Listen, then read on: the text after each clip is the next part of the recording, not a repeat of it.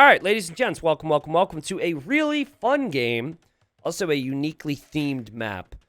Kind of similar to a map we've seen elsewhere in Age of Empires 2, but talk about it. Cav Archers are one of my favorite units. It's also one of the toughest units to stop. And there have been many changes to Cav Archers over even the last 2 years. Firing speed, cost, things of that nature. Basically, the devs, at one point, I think a year and a half ago, they really started to prioritize or give people reason to prioritize Cav Archers a little bit more. And it's a tricky subject because Cav Archers are a very strong unit. But I can tell you, we are going to see some Cav Archer transitions in this game, and it's going to be a fun one. Now, there's some clips of me talking about Huns, and for all you new folks out there, there was a time where people used to always play Huns and almost always play Huns against Huns. It's what people did. We didn't have as many civs back then, and also people just really liked the feel and the flow of a Hun war. You would see everything. You would see spearmen, you would see scouts, you would see knights, you'd see CA, you'd see Tarkans occasionally, you'd see paladins, you'd see rams, you'd see pikemen, you'd see skirms. You see everything. And also what made it fun is generally very open and very aggressive. And this is a map that's pretty open and aggressive that you can't easily wall. So it's natural that you would want to go for something like Huns. Now, what you can't do on this map, by the way, is you can't wall on the line, okay? So it's very similar to Land's Madness, though this is called Sand Forest. It's just like a sandy version of Land's Madness. And so what that means is, you can't wall like this. You can't even wall to the edge of the map, right? So you'll tend to see these tiny little walls, which keep you protected if need be. But of course, that makes the game very different. Now, Tatars on the other side is a newer civilization than Huns. And Tatars get extra food on their sheep. So they get 50% more food on their herdables. And that's obviously a nice little bonus. So Tatars could use that extra food to do a lot of different things. So far for Zupi, he's just gone 3 on wood. And I'd say the norm on these types of open maps is to see some type of a scout opening. So players will sometimes switch away from that. Now, as the game goes on, for Huns, let's say it does start as a scout opening. Huns, they have great knights. Their stables produce faster, so they can continue to go knights if they want to. But then they have discounted Cav Archers. And at one point, I think their Cav Archers were 25% less in Castle. And currently, I think it's 10% less in Castle. I might be corrected on what it used to be. But anyways, their Cav Archers used to be dirt cheap. Now it's 10% in Castle and 15% in Imp. Still, obviously, cheaper is helpful. And then the fact that you don't have to make any houses with Huns definitely pays off because you'll be floating a lot more wood than the enemy might have. Now over here, it's going to be a lot more food-oriented for Zupi. So he might not switch into farms quite as quickly. He might be able to maybe make more scouts in theory. But the Tatar meta tends to be some type of military. So let's say man-at-arms into archers or, scouts or whatever. And then you want to take advantage of what they get for free starting in Castle Age, and that is Thumb Ring. Thumb Ring helps with firing speed and accuracy. We'll have that conversation later. But competitively, at least recently, even though Tatars do have other things like the Keshik unique unit, you tend to see them try and go for crossbows or Cav Archers. So I'm rather excited to see what happens here. We'll see. How many cavalry step civs do we have now? At least 4. Huns, Tatars, Mongols, Cumans, anymore. Well, Huns don't get step lancers, so I'm not sure if that's exactly what you're referring to. But we've got a lot of civilizations where you can go for like knights and Cav Archers. And I'd take one more, please. That'd be really cool. I'll take one more, devs. I've heard rumors there will be a new civ soon. There goes Sato on the way to the next stage. I like it. And 19 population is like as fast as you'll see. Hun Cav Archers are 10% cheaper in Castle and 20% cheaper in Imp. Gotcha, I got the percentage wrong. And yeah, then you see the tiny little walls. Hi, Max. Since I don't do my research, can you possibly tell me what the discount used to be in Age of Conquerors? I think it might have been 25%. But I really like this map. I also, for a desert terrain map, this is much more pleasing to the eye than, say, the King of the Desert Arabia. Would you guys agree? I guess it's because it's got different colors to it, and it's not just that crazy, like, tannish sand color. This looks good. All right, so Sato will be faster to everything, plus his stable also produces faster. But maybe he's gone up a little too quick here. He doesn't have the resources yet. There he goes. And he is going to make that stable. There you see Zoopy's on the way up, so both players with a similar thought process. Obviously different civs, though they are similar in some ways. A nice little hit there for Sato. There's the stable for Zoopy. The only difference here is Zoopy needs to add a spearman right now. Sato can wait for a spearman because he's going to be a little faster, right? Now, I'm going to give you guys a ratio that I use in my Scout v Scout battles. I don't know how frequently you guys have those types of battles. I'm sure the timing is going to be very different. But if you're at an elo where you tend to be up at the same time as the opponent, which means, you know, you're at a pretty solid level, you're going to want to be careful making more than one spearman before you have like 3 or 4 scouts. Because basically 1 spearman per 3 enemy scouts is what you want, okay? Second, they're at a 4th scout is the point where you're going to want another spearman, right? So what a lot of players will do is like they'll make crazy numbers of spearmen and then they don't have the wood for farms and such, or wood for walls, I guess, if you're going to be walling. So if you're thinking ratio, you can go, you start with a scout, right? So you make 2 scouts, then that's when you're going to need your spear. Because that's when that 4th scout could be coming over for the enemy. Zoopy, though, made a little heavy on spearmen here, actually. It made 2. It's not heavy, I guess. Not as heavy as your mom. Oh, sorry. 12-year-old Tristan just came back at some point. So, spearman's here. And still, Zoopy trying to find creative ways to wall this. It's still pretty certain you can't wall to the edge of the map, though. So, definitely pays to have Huns here. Because a weakness of Huns on other maps is that they can't house wall. Obviously, if you can't really wall up, good to have Huns here. A little quick walling there from Zoopy.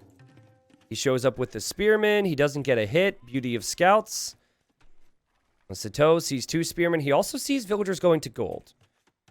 So when players wall, especially the small walls, and when players make spearmen, those are 2 reasons to switch into archers. Now, it's nice to have Huns because with Huns, you don't spend any wood on houses here. So you're saving so much wood compared to the opponent. I think it's going to be rather awkward for Zoopy to be able to afford an archer range. Like, he's on gold right now.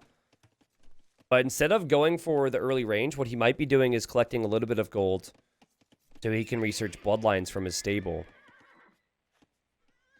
Very close game right now. Another thing I didn't mention with the Tatars is they do more damage when fighting on top of hills. And every civ always does more damage when fighting on top of hills. So they have extra hill bonus.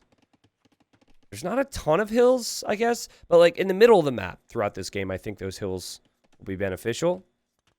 This is what I mean. You've got 1 spear. And, oh, Spearman actually takes some good hits there. I think Zoopy realized that it was going to be fought by Sato, so he just decided to commit, and he brings over the other spears. Here go the scouts for Zoopy. He will actually be pretty happy with that. And he's hoping that Sato is overchopped, which Sato has not done. Sato just being patient. And yeah, there's Bloodlines. So Bloodlines takes the scouts from 45 HP to 65 HP. Very common when you also might want to go for stable units or even cav archers later, because Bloodlines does affect those things. Actually, this will be an interesting moment in the game. We've got 3 spearmen. Bloodlines is about to hit. Feels like with 3 spearmen, you could fight it, and he does. And actually, 2 of the spearmen are part from his group here. And this could be problematic for Sato, but Sato is bringing his scouts home, and he's going to protect his villagers with some nice little palisade walls. But a good engagement for Zoopy. Love to see the early Bloodlines. That said, well played from Sato, as he was bringing his scouts home. And even though he doesn't have Bloodlines, he could maybe hold this. We have 280 HP versus 280 HP, which is actually incredible. Did they... 287 versus 270. Okay, yeah, he's got more scouts, right? Also, Nelly, could we please keep chatting English? Please? Pretty please? I want to talk to you guys. I want to see what you have to say. That's my reasoning for it. I have absolutely no clue what you're saying right now. You could be saying you hate me. That's not cool. Even though it might be truthful. Yeah, Zuby's still trying to wall. I mean, I don't know if he's going to go full wall back here. We'll see. But army should reign supreme here as Zuby continues to make those scouts. And he's now getting forging. Now, forging is an attack unit. Forging is attack that applies to all your melee units. So this applies to your scouts, which already have bloodlines, and then it applies to your spearmen. So forging is a really good move here. So he's going to have the upgrades, but there's also more spearmen, and then there's a few archers for Sito, so it's a little awkward, right? Even though there's no upgrades on the archers, they still do a pretty good job against the spearmen. And Sito really wants to go forward now, but he should then see that this army's coming in, so he's got to keep himself protected. Definitely take some confidence to move out in situations like this, and you can see the spearmen are not going to be enough. The villagers on gold are looking awkward. Now, what Zupi has to do, Zupi has to say, oh god, he's coming to my base, and look at this, he towers. So he knows there's going to be archers there. He knows he won't have defense for it. They're kind of base trading right now. And, so here it comes, and this is amazing high-level Age of Empires because the players understand. We're both going to each other's bases. We both don't have defense. And he also abandoned this wood line, which is naturally where Sito's going to head next. So great work. Now, he's still super exposed back here, but Sito just assumed, okay, we'll go to the next wood line. Villagers are gone. So now Zupi's like, okay, this is getting out of hand. He's got more numbers than me. He's defended for me as well. Moonwalking Spearman, did you see that? In case you missed it, because I know you guys like good content. Men in Black, back to back. Let's go. Let's go. Let's go. Let's go. They're clapping heels. There we go. Clacking heels, I should say. Anyways, like he realized at a certain point he couldn't wall to the edge. Maybe Zupi didn't know, but this is hilarious. And Zupi now coming home. And he will have more scout upgrades. He has forging already. I guess that's coming in for Sito. Now he's getting armor. And all the armies are going to collide here in the back of Zupi's base. Feels like Zupi can clear this. Like, just 2 or 3 archers might not be all that effective. Now that he's going to have fletching as well, he could always take an archer or 2 here to deal with this. Maybe try and run in towards the TC as well. He will do that. Sito reacts a little late to that. And now you have Zupi with this around. And this is a fun engagement, guys. It's very close. It's very close. Honestly, I think it comes down to, did the archers in there take out the spearmen for Zupi? And if the answer is no, I think that Zupi clears this fight. And it looks to me like Zupi's going to clear the fight. Good job there. Good engagement from Zupi. But what has he been spending? He's been spending food. He's been spending food, and that's where the difference comes in right now. We haven't seen as much food spent. We did see bloodlines. We did see forging, but minus 150 food because he didn't get armor. And then also Sito didn't produce near as many scouts. And also doesn't really... I don't think he produced as many spearmen either. Like, what's the KD right now? Trying to think about this. Obviously, he lost a lot of units. So, risky spot for Sito to be in. He does have a tower currently on his gold. But he's going to have to protect his wood. And I guess he can do that against heavy melee numbers because only ranged units can threaten these wood lines. Look at this. He's chopped through, so he's rewalling it. This is so good, man. I absolutely love this game. So the Hun meta used to be scouts into archers into crossbow to get value from this because you can at least produce archers while you're on your way up. Into cav archers. That is most likely what Sito is going to want to do. Zupi on the way to Castle Age. Sito sees the archers now. He's not going to be pleased, but he is going to be happy at least to know there's only 2 in there. And look what he's going for. He knows if he takes the archers, all the scouts, all the spearmen won't help. We have a... did Zupi use the market? Yeah, he bought some food there. Okay. And I like how Sito has just been able to hold this off. Been a quality defense for the Frenchman. And Zupi probably wishing he would have killed more economically because it's been 0-0 eco KD. Like, excellent defense from both of them. Now you want to go forward. You've got Spearman at home. Now you want to go forward. And look in the queue. He's got the Cav Archers. So he's got the cheap Hun Cav Archers. But on the other side, we have ranges going up for Zupi. And Zupi has full-price Cav Archers that get thumb ring right away. And also, of course, if they take advantage of hills, with the Tatars can do a lot of damage. All about early value in this position. You want to buy yourself time to mass the CA. If you're both going into the same unit and you can only make them in Castle Age, being in Castle Age faster is obviously good here.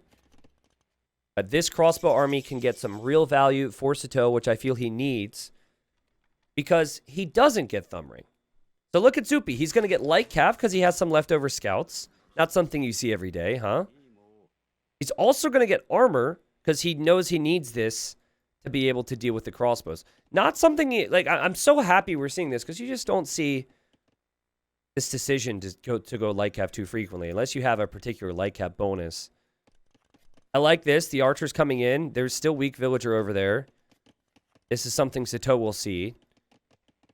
You look at Zupi's point of view. Will he react in time? It doesn't look like he will here. And, oh, he sees it. But obviously, they could still range units here.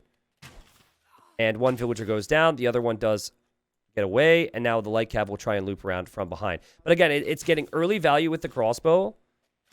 Sito has gained a kill from that and obviously is forcing some reactions too, so that's good. But let's see. Let's see what he decides to micro down, actually. If I were him, I would always go for the cav archers here.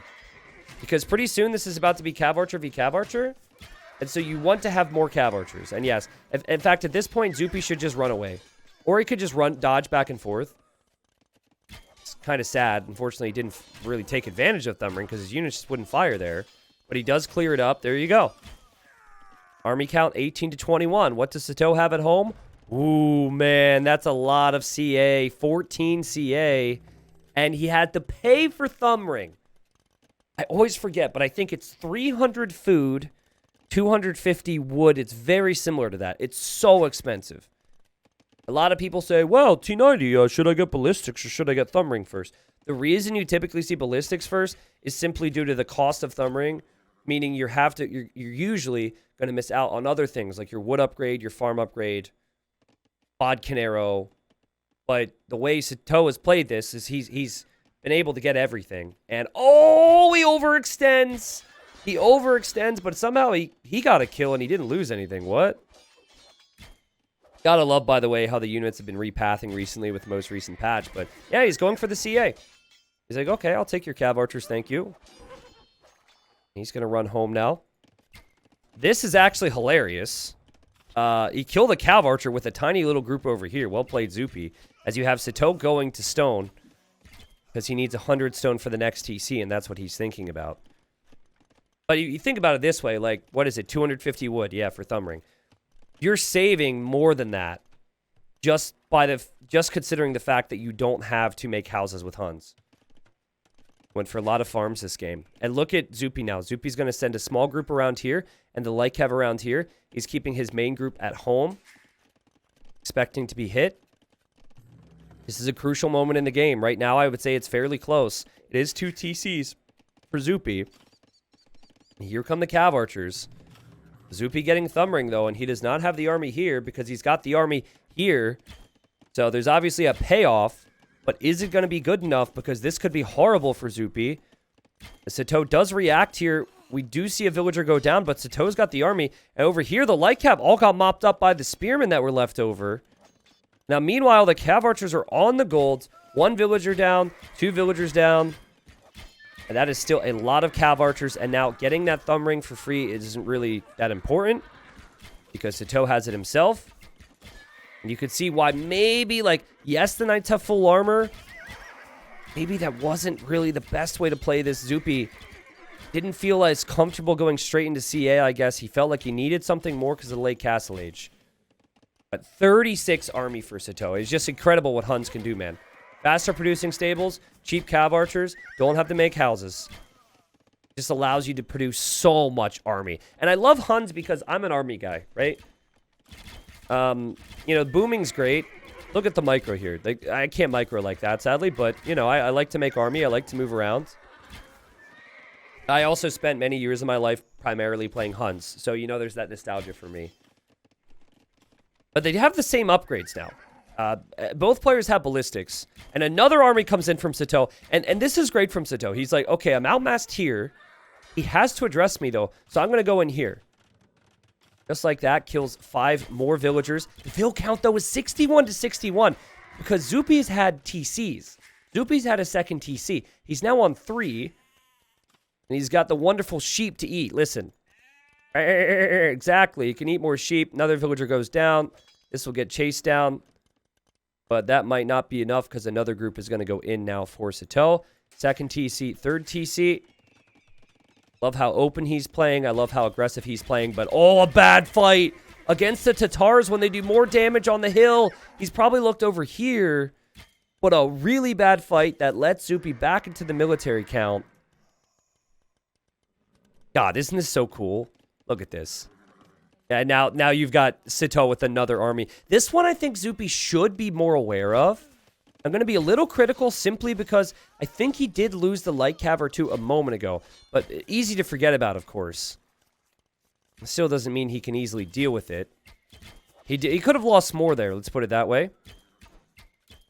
Now, what I'm curious on, and I don't know. I've seen some of these games. I'm not really sure what happens the rest of this one. I'm curious on if he gets housed frequently. Like, I feel like you're going to see a moment, an important moment in the game, where Zupi's going to get pop capped at that 110 mark. Maybe if he finishes his house, the 115 mark. Interesting from Sato, though. He's getting +2 armor on his knights. He seems to not have that much faith in his cav archers, and his cav archer numbers are pretty even. You do have to remember that some of that military count for Sato is left over spearmen and skirms. But he also wants to make light cav. Loving what we're seeing here. Obviously a lead for Sato, but not a massive one. As we see TC number 4 for Zupi. But he really needs his woodline control, though. Like, he doesn't have any of these TCs on woodlines because of the way the map's situated. He really needs to have more woodline control. And my goodness, is that a massive army. Okay. I like this from Zupi. He did it in the other game we casted with the Vietnamese Britons a lot, where he'll peel off a small army. Now he has to know he has to get away with this one. But look at Sato. Let's see his reaction here. He's got outposts around so we can get some vision. Unfortunate timing for him to run out of gold in the other area. But here he comes with knights to raid. Knights raiding is perfect, actually. And then, oh god, so many vills dying here. Sato killing vills. Zupi killing vills. And now Zupi tries to come back, but Sato's here. Right? So Zupi doesn't realize because he's like, oh god, I gotta deal with this. Oh, I'm raiding, I'm killing. And his main army gets wiped. Just gets destroyed. And it's an even KD in this game. But I think that cav archer count looking a little better now for Sato. I was about to say a lot better when I saw it was still 30 plus for Zupi. Yeah, it must be so annoying not be able to just wall this. Like, having that one tile gap must be a pain. But it is what it is. We're going to have a castle now for Sato. Zupi will want one of his own pretty soon. 111 versus 133. Full upgrades on cav archers for this age right now. Now, Tatar cav archers are significantly stronger later. With the silk armor upgrade, they get extra pierce armor. They also get the final blacksmith armor. But with Huns, it's all about the cost and how many you can make. And think of the wood you save. If you save the wood, because you're producing cav archers on the cheap, you can do other things. You can add farming eco, which he's done. And it just seems really imbalanced right now for Zupi as Sato's all over him. He's keeping him honest here. Scottsdale Tarkans are actually incredible in this matchup. I think the argument against Tarkans, though, is you probably just want to use all your food and all your gold to get upgrades on your cav archers. That's where it gets tricky. If it gets to a point where you're in the Imperial Age, and then your cav archer ball is fully upgraded, yes. But you wouldn't want to make the mistake to spend food and gold on Tarkans, which is a high pierce armor unit, and then have your cav archers not be maxed out. You got so much of them, right? Zupi wants to drop a castle here. This is an awkward one, right? Because the army's about to come in here for Sato. He doesn't exactly know that. He is sitting on his hill, though, so he should complete this. And again, there are elite skirms in the mix. And now we've got some Tarkans. Hey, here you go, baby. Here you go. 5 pierce armor as opposed to 4 on a knight. Tarkans no joke for the tank. Look at that. Look at that. He's using them as the distractions. He's using them as the tank. When they do get hit, they don't die that quickly. And Sato might just win the game right here. The castle might not go up. There's a massive army of cav archers here for Sato. But also, you're fighting uphill against the Tatars. Very hard to judge, too, because the Cav Archers, look at him dodging, dipping, weaving. The Cav Archers stack, so it's hard to know if you're winning or losing the fight. If anything, I think it's pretty 50-50 here. And he's just going to be happy. Look at the Vil count. Oh, my God. He's somehow shot up and has 50 more Vils. What is this? What is this? He's been producing out of his TCs the whole time, I suppose.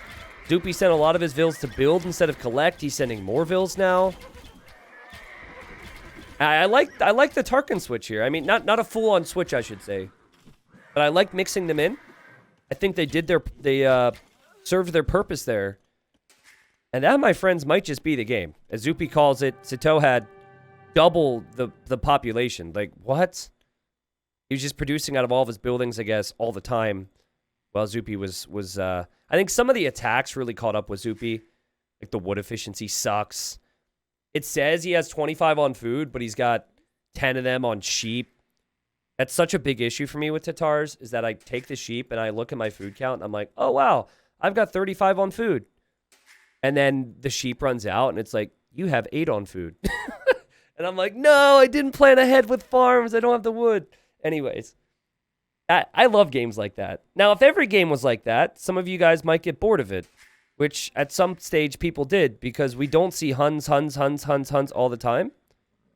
But, like, that was a really active game, and that was pretty crazy. And granted, Zoopy was actually Tatars, but kind of felt like it was a Hun war at times there. For this map, I personally prefer the flexibility of the Huns, the fact that you don't get pop cap, the fact that you save all that wood. I prefer to have cheaper Cav Archers over instant thumb ring, because I feel like you have that pressure with instant thumb ring where you've got to make damage early castle, and if you don't, the rest of Castle Age, they could outmass you, and that's kind of what happened. But it was fun and feudal, too, to see the choices. I think in the end, Zoopy maybe committed a little too heavily into the stable units, and then the ranged units ended up reigning supreme in this matchup. But that's fun Age of Empires right there. And good news is, for everyone else, we're actually going to be casting the next game between these players. I wanted to show this because they had 3 solid individual games, and they only played 3 games in this World Rumble event. So we're going to be hopping into the next one here in just a second, and obviously YouTube will see that shortly as well. Could you explain his switch into skirms? Well, so it got to a point where he had enough Cav Archers where... So he had enough Cav Archers where Knights would do nothing, right? He had like 30 plus, which at that point you destroy Knights. And then it was Cav Archer v Cav Archer, and he wanted to mix in something that would help give him the victory in any engagement, right? I think the concern, I guess, is that Tatars could just camp hills. So mixing in the skirmishers, I think, is pretty good there. But I also think it's a lot easier for Sito to do that because he's got a stellar economy. His economy, it didn't feel like this over most of Castle Age, but it was just much stronger, so he could get away with that. I like the Cav Archers. He didn't make skirms too early. He didn't make skirms when he didn't have the Cav Archer support. He also didn't make skirms when he saw any Knights out, you know? And there you go. More wood, more food. Didn't have as much gold, but Zoopy also did lose a lot of those gold units, and then, of course, had more stone. Felt like the timing on everything was right there for Sito. God, does anyone else just want to load up a game and play with Huns now on an open map? I do. It seems so fun, man. And then I'm going to get, like, man-at-arm towered, and it's not going to be against Tatars. I think what makes that look fun and fluid is that they both open in the same way. We got to see a lot of stable units. John is with me. Let's go. Let's go.